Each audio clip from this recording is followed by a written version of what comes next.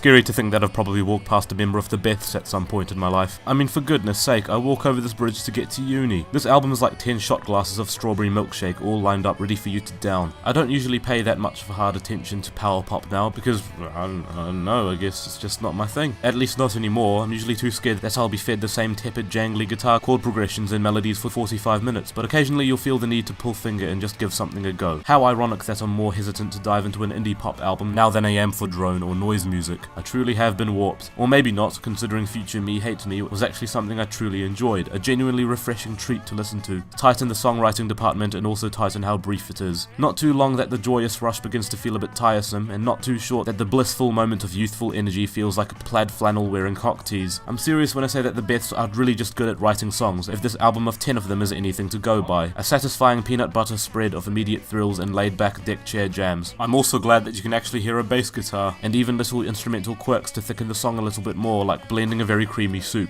We're talking extra melodies on Great No One or the tremolo solo near the end of Uptown Girl. These sound like little things, but you gotta remind yourself that with such simple and gratifying chord progressions, as well as melodies, those little things can enhance the song so much more. I like to think of it as the musical equivalent to seasoning, and seasoning is indeed something very important. That analogy is fitting considering the usual demographic of people who specialize in and froth for this style of music. I mean, most of the tracks here follow the simplest of formulas, so maybe you'd be able to hear the next chord and segment of a song coming from a Karanga Happy road-sized walk away, but they don't waste time and just spend the moment making the song as charming as a freshly opened chocolate chip oatie slice with the punch of the same punch that you tasted at your auntie's get-together when you were 7 and was so good but you'll probably never get to have ever again. Oh right, speaking of 7, my score for this album would probably be that out of 10. It only seems fair.